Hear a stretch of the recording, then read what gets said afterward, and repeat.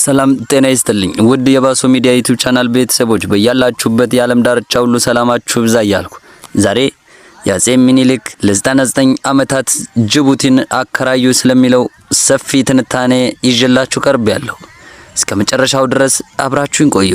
ከዛ በፊት ለቻናሉ አዲስ ከሆናችሁ ባሶ ሚዲያን ሰብስክራይብ በማድረግ እንዲሁም የደወል ምልክቱን በመጫን ቤተሰብ ይሁኑ። አፄ ምኒልክ ጅቡቲን ለ99 ዓመታት አከራዩ ይላሉ። እውነቱ ግን ሌላ ነው። ፈረንሳይ ጅቡቲን በገንዘብ ስትገዛ ምኒልክ የት ነበሩ? የ99 ዓመቱ ውልስ ምን ይላል? የታሪክ ድርሳናት አገላብጡ ተረትና እውነቱን ለይቶ ለንባብ አብቅቷል። ዳግማዊ አፄ ምኒልክ ጅቡቲን አሳልፈው ሰጡ ወይም ለ99 ዓመታት አከራዩ የሚለው ትረካ በብዙዎች ዘንድ እንደ እውነት ሲነገር ይስተዋላል። ይሁን እንጂ የታሪክ ሰነዶች ስናገላብጥ የምናገኘው እውነታ ግን ከዚህ የተለየና የዚያን ዘመን የዓለም አቀፋዊ ጂኦፖለቲካ ውጥረት እያገናዘበ ነው። ፈረንሳይ በቀይ ባህር ዳርቻ ላይ ቦታ መያዝ የጀመረችው በ1862 እንደ አውሮፓውያን አቆጣጠር ነበር። የኦቦክን ወደብ ከአካባቢው የአፋር ሱልጣኖች በገንዘብ በገዛችበት ወቅት ነው። በዚህ ወቅት በኢትዮጵያ የነበረው ተጨባጭ ሁኔታ ስንመለከት የወደፊቱ ንጉሠ ነገሥት ዳግማዊ ምኒልክ የነበሩበት ሁኔታ ለጅቡቲ መስጠት ተጠያቂ ሊያደርጋቸው የሚችል አልነበረም። በወቅቱ ገና ወጣት በነበሩበት ደጃዝማች ምኒልክ አባታቸው የሸዋው ንጉሥ ኃይለ መለኮት አርፈው ግዛታቸው በአፄ ቴዎድሮስ ቁጥጥር ስር በዋለችበት ወቅት በታጋችነት ወደ መቅደላ አምባ ተወስደው ነበር። ከ1855 እስከ 1865 ድረስ ለ10 ዓመታት ያህል በመቅደላ አምባ በአፄ ቴዎድሮስ እጅ እስረኛ ሆነው ቆይተዋል። ምንም እንኳን በቁጥጥር ስር ቢሆኑም አፄ ቴዎድሮስ ለወጣቱ ምኒልክ ልዩ ፍቅርና እንክብካቤ ያደረጉላቸው ነበር። እንዲያውም ልጃቸውን አልታሽ ቴዎድሮስን ደውለውላቸው የቤተሰብ ዝምድና መስርተውም ነበር። ብዙ የታሪክ ተመራማሪዎች እንደሚሉት ምኒልክ ስለ ኢትዮጵያ አንድነትና ዘመናዊ መንግስት መዋቅር የመጀመሪያውን ትምህርት የቀሰሙት በዚያው በአፄ ቴዎድሮስ ግቢ ውስጥ በነበሩበት ወቅት ነው ይላሉ። በመሆኑም ፈረንሳይ የመጀመሪያውን የጅቡቲ መሬት ግዥ ስታከናውን ምኒልክ ገና የሸዋ ንጉሥም ሆኑ የኢትዮጵያ ንጉሠ ነገሥት አልነበሩ። በታሪክ ሂደትም ምኒልክ ከመቅደላ አምልጠው ወደ ሸዋ በመሄድ የሸዋ ንጉሥነታቸውንም ያወጁት በሰኔ ወር 1857 እንደ ኢትዮጵያውያን አቆጣጠር ነበር። አፄ ቴዎድሮስም ማምለጣቸውን ሲሰሙ ልጅን ወሰዱት እንጂ አገሬንማ ሸዋን የሚያቀና ሰው አገኘች በማለት መናገራቸው ለዚህ ትልቅ ምስክር ነበር። ስለዚህ በወቅቱ የነበራቸው ደረጃ የሸዋው አልጋ ወራሽ እንጂ የኢትዮጵያ ንጉሠ ነገሥት ስላልነበሩ በመጀመሪያው ጅቡቲ ይዞታ ላይ ምንም አይነት ተሳትፎም ሆነ ውሳኔ ሰጭነት አልነበራቸው። ሌላኛው ትልቅ የታሪክ ብዥታ ምኒልክ ጅቡቲን ለ99 ዓመታት ለፈረንሳይ በውል ሰጡ የሚለው ነው። ይህ አባባል በሰነድ ካለው እውነት ጋር ፍጹም ተቃራኒ ነው።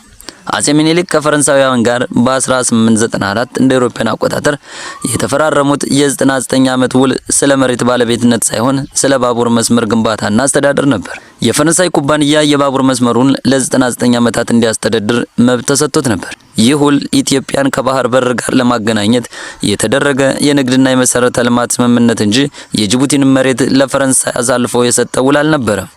ከአድዋ ድል በኋላ በ1897 እንደ አውሮፓውያን አቆጣጠር ኢትዮጵያና ፈረንሳይ የድንበር ስምምነት አድርገዋል።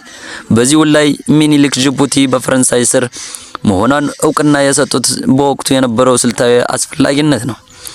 ጣሊያንና እንግሊዝ ኢትዮጵያን ለመክበብና የጦር መሳሪያ እንዳይገባ ለማድረግ በሚጥሩበት ወቅት ፈረንሳይን እንደ ወዳጅ በመያዝ ጦር መሳሪያ የሚያስገቡበትና የንግድ የሚያከናውኑበት አስተማማኝ መስመር ለማግኘት የተደረገ ዲፕሎማሲያዊ ስሌት ነበር። በታሪክ ሂደት ውስጥ ፈረንሳይ ጅቡቲን የያዘችው ምኒልክ በእስር ላይ በነበሩበት ወቅት ሲሆን ንጉሠ ነገሥት ከሆኑ በኋላም ያደረጓቸው ስምምነቶች ኢትዮጵያን ከጠላቶች ከበባ ለማዳንና በወቅቱ የነበረው የዓለም አቀፋዊ ሁኔታ ለመቋቋም የተደረጉ ብልሃቶች ነበሩ። የ99 ዓመቱ ውልም ቢሆን ስለ ባቡር እንጂ ስለ መሬት ባለቤትነት አልነበረም። ታሪክን በትክክል መረዳት ለወደፊቱ ስልታዊ ጉዟችን መሰረት ነው። ጅቡቲ የኢትዮጵያ የንግድ በር ብትሆን የኢትዮጵያ የባህር በር ባለቤትነት ጥያቄ ግን ዛሬም የሉዓላዊነትና የብሔራዊ ጥቅም የማስከበር ዋነኛው የቤት ስራ ሆኖ ቀጥሏል። ጅቡቲ የታጁራን ወደብ ለኢትዮጵያ በነፃ ለመስጠት ለምን የፈቀደች ይመስላችኋል? ይህ በኢትዮጵያና በጅቡቲ መካከል ያለው የታሪክ የጂኦፖለቲካና የስትራቴጂክ ጥቅሞች ትንታኔ እጅግ ሰፊና ጥልቅ ምርምር የሚጠይቅ ነው። የቀረቡት ነጥቦች በሁለቱ ሀገራት ግንኙነት ውስጥ ያሉትን ውጥረትና ትብብር ኦፕሬሽን ኤንድ ቴንሽን ሚዛን የሚያሳዩ ናቸው። የታጁራ ወደብ ጥያቄ በታሪክ በተለያዩ ጊዜያት ተነስቷል። ጅቡቲ ይህንን አማራጭ እንድታቀርብ ያደረጓት ምክንያቶች ከኢኮኖሚ ይልቅ በጂኦፖለቲካዊ ዋስትና ላይ የተመሰረቱ ናቸው። የህልውና ስጋት፣ የኢትዮጵያ ሚና።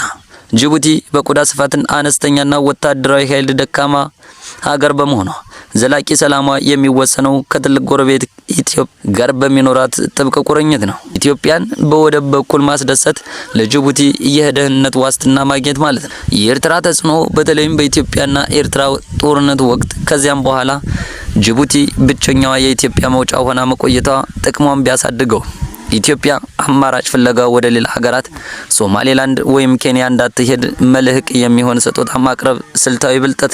የታጁራ ወደብ በተለይ ለኢትዮጵያና ፖታሽ እና ማዕድን ምርቶች ቅርብ በመሆኑ ጅቡቲ ወደብን ለኢትዮጵያ በነጻ ወይም በልዩ አስተዳደር እንድትጠቀም ብትፈቅድ ኢትዮጵያ ከጅቡቲ ጋር ያላትን የኢኮኖሚ ትስስር ይበልጥ በማጥበቅ ከጅቡቲ ውጭ እንዳታስብ ታደርጋለች።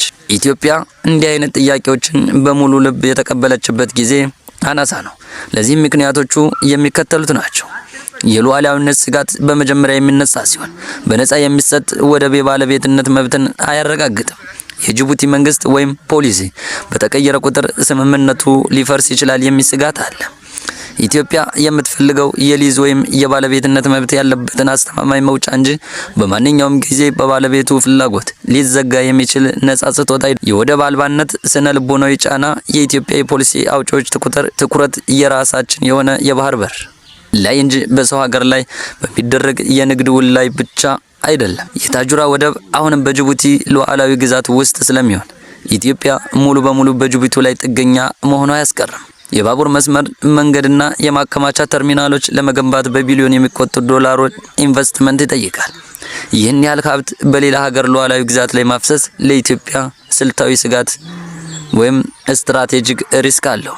የሰጥቼ እምቢ ያለችኝ ፖለቲካዊ ድራማ። ጅቡቲ ለዓለም አቀፍ ማህበረሰብና ለጎረቤት ሀገራት የምታሳየው ገጽታ።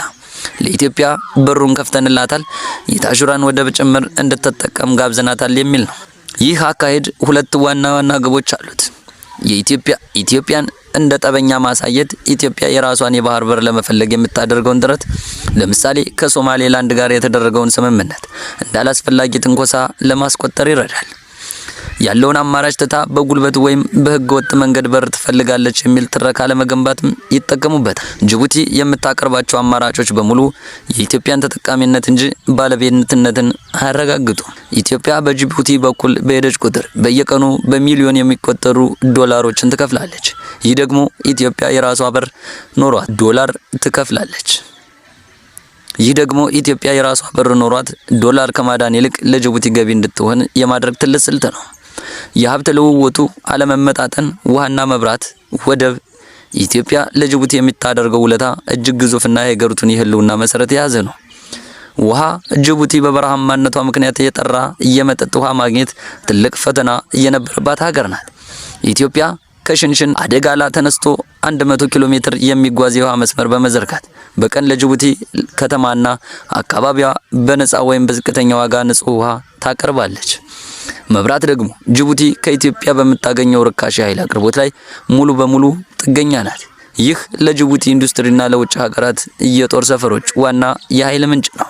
ኢትዮጵያ ለጅቡቲ የህልውና መሰረት የሆኑትን ውሃና መብራት እያቀረበች፣ ጅቡቲ ግን ለኢትዮጵያ የህልውና መሰረት የሆነውን የባህር በር ባለቤትነት አትፈቅድም። ይህ ጅቡቲ የኢትዮጵያን ለጋስነት እንደ ግዴታ፣ የሷን ወደብ አገልግሎት ደግሞ እንደ ንግድ ብቻ ነው የምታየው። ጉዳዩ ወደብ ሳይሆን ፖለቲካ ነው። እውነታው የወደብ አገልግሎት ማጣት አይደለም። ኢትዮጵያ ወደብ አላት፣ አገልግሎቱንም ታገኛለች። ችግሩ ግን የውሳኔ ሰጭነት ሉዓላዊነት ነው። ጅቡቲ የወደብ ዋጋን ብትጨምር ኢትዮጵያ መክፈል እንጂ መከራከር አትችልም። ጅቡቲ ከሌላ ሀገር ጋር ብትጋጭ የኢትዮጵያ ንግድ አብሮ ይስተጓጎላል። ይህ ፖለቲካዊ ስሌት የኢትዮጵያን ግዙፍ ግን ደካማ አድርጎ ለማቆየት የታቀደ እቅድ ነው። ኢትዮጵያ የባህር በር ባለቤት ከሆነች በአፍሪካ ቀንድ ያላት ተጽዕኖ ፍጹም ይሆናል። ይህ ደግሞ በጅቡቲ ብቻ ሳይሆን በሌሎች የቀጠናው ሀገራትም አይፈለግም። የጅቡቲ አስፈላጊነትና የወደብ ፖለቲካ ስውር ሴራ።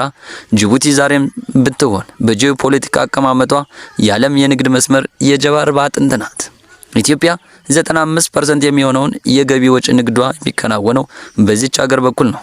ይሁን እንጂ ጅቡቲ ለኢትዮጵያ የምታቀርባቸው የወደብ አማራጮች ሁልጊዜም ተጠቃሚነትን እንጂ ባለቤትነትን ያላረጋገጡ በመሆናቸው ጉዳዩ ከወደብ አልፎ ወደ ፖለቲካዊ ስሌት ይወስደዋል። ኢትዮጵያ ለጅቡቲ የህልውና መሰረት የሆኑትን ውሃና መብራት በከፍተኛ ደረጃ በልዩ ሁኔታ ስታቀርብ፣ ጅቡቲ ግን ኢትዮጵያ ሉዓላዊ የባህር በር ባለቤት እንዳትሆን በዲፕሎማሲያዊ መንገድ ተሰራለች የሚሉ ትችቶች ይነሳሉ። ጅቡቲ የታጁራን ወደብ በነጻ ለመስጠት የምታቀርባቸው ጥያቄዎችም ቢሆኑ ኢትዮጵያን በጅቡቲ ቀለበት ውስጥ ለዘላለም የማቆየትና የራሷን ሉዓላዊ በር ፍለጋ እንዳታደርግ የማለስለስ ስልት እንደሆነም ይገመታል። ዛሬ ላይ የምናየው የወደብ ፖለቲካም ቢሆን ኢትዮጵያ ዘላለማዊ ጥገኛ ለማድረግ የሚሰሩ ስውር ስራዎችና የጂኦፖለቲካ ሽኩቻዎች ያካተተ እንጂ የወደብ አገልግሎት የመስጠት ወይም የመከልከል ጉዳይ አይደለም። ዜናዎቹ እነዚህን ይመስሉ ነበር። በቀጣይ በዝርዝር ዘገባ እንመለሳለን።